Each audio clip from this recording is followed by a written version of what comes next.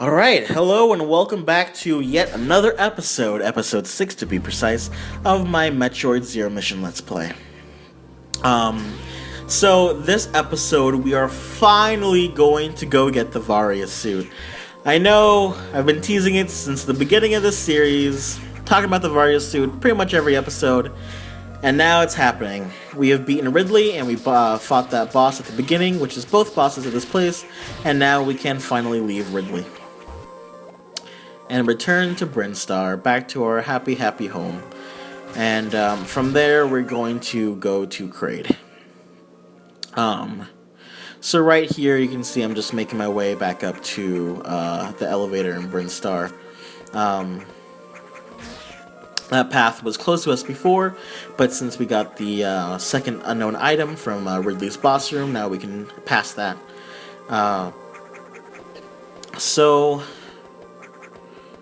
Something to note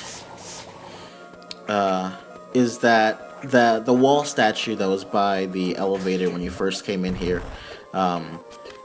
when you defeat all the bosses of that area, for Ridley it was only 2 bosses, you can see back right here, the wall will crumble and reveal a new area for you. You'll see right here, and now that's open.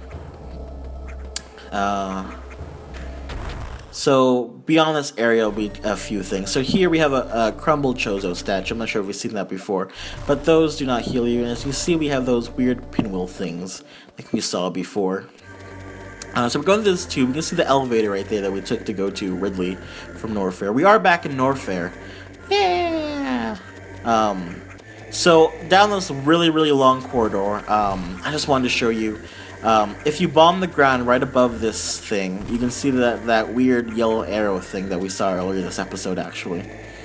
We do not have the power-up to use that block, or to break that block, I should say.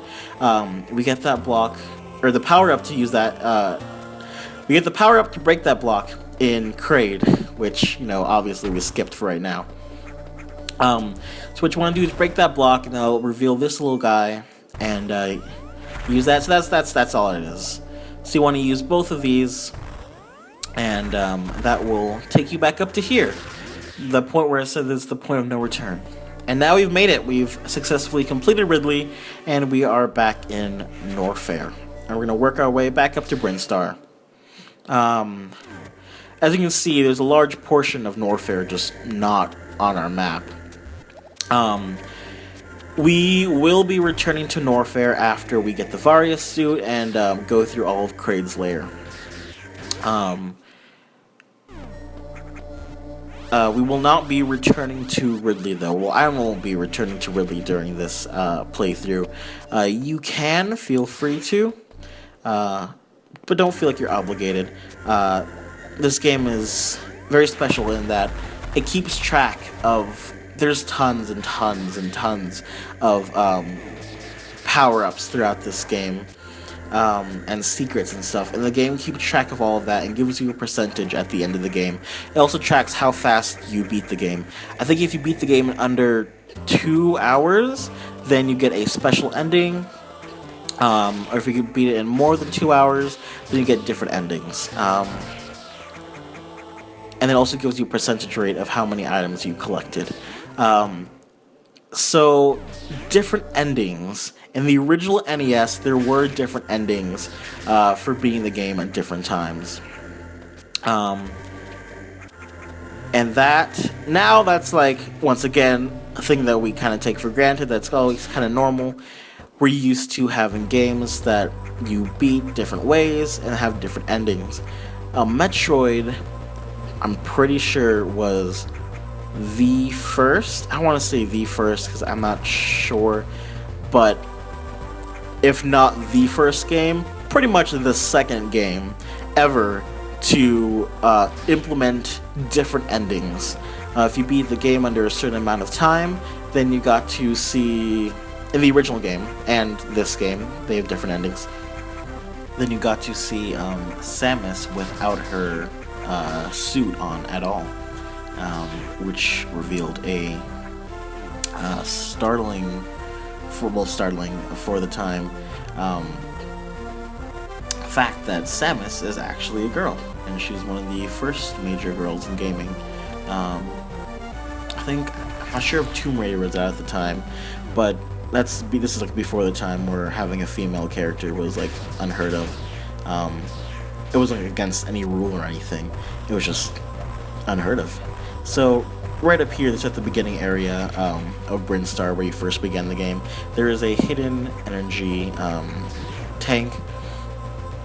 You can get that tank as soon as you have bombs available to you. You can just bomb jump up there and get that. So coming down here in this area, which we could access before, you can see that the wall only has one statue, meaning it's only one boss here. And we have now entered Kraid. Quick cut out of Kraid, and that's kind of jarring. I completely forgot to get the Varia suit. So here we are back over in Brinstar at that top part, which I told you would come to later. Well, later is now. So this is the second shaft on the right hand side and Brinstar on the top part, and we're gonna get the Varia suit. So here will be 4 little pipes you can go through. You want to go through the top part and drop down here. There's this purple orange thing that you can't get through right now. It's just, I guess you don't have the weapon or something yet. So this room right there, there's save room, so you can save. That room is where we get the Varia suit, or how we get to the Varia suit. What you have to do is get past the ceiling and get above here. I see I'm kind of failing at this. So here's where you can do diagonal bomb jumping to get to the left hand side, or you can use the ice beam and the high jump to get up here as well. You do need both, I think, to get up here, unless you're really good at bomb jumping. So now you can see that these little parasite things are actually pretty friendly. They attack the purple orange stuff. They still attack you and they still hurt you, so maybe they're not the friendliest, but they do at least naturally prey on those weird plant things, whatever they may be. So through a series of morph balling and falling, you can get over here and get more of these little guys to attach onto you. So how you transport them is you let them grab onto you, they'll do that automatically, and then you kind of just bring them over to where something they can attach onto, which are those plants, and they'll naturally latch on. And here we go, we have our second suit, our Varia suit. Well, technically our first unlockable suit. That's not just a power suit. Varia suit is my favorite suit in the game. A little bit of trivia about this. In the Japanese version of this game, and I think continued to be in this game, is called the barrier suit, and it's supposed to be called the barrier suit in America as well.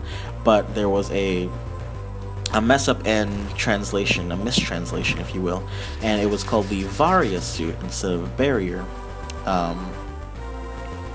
Over here is energy tank, so you can see we are right now in acid and we are not taking any damage whatsoever. These are the effects of the Varia suit. Also, it gives you a nice little orange tinge rather than yellow like you had before, and I much prefer this orange. And all the artwork that you see, Samus now, she is in her Varia suit. So this is her very iconic look, which we took quite a while, pretty much half this series, to finally get that suit. So now we just need to get out of this place by progressing forward. Up here is a missile tank.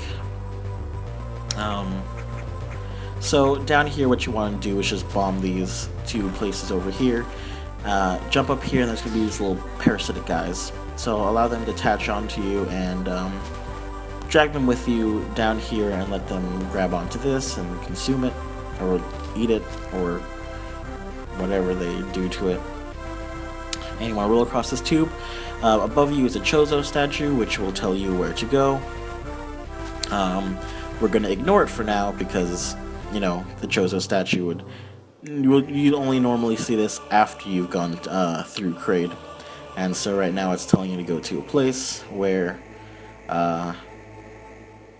we actually can't go yet because we need a power up that we get from Kraid.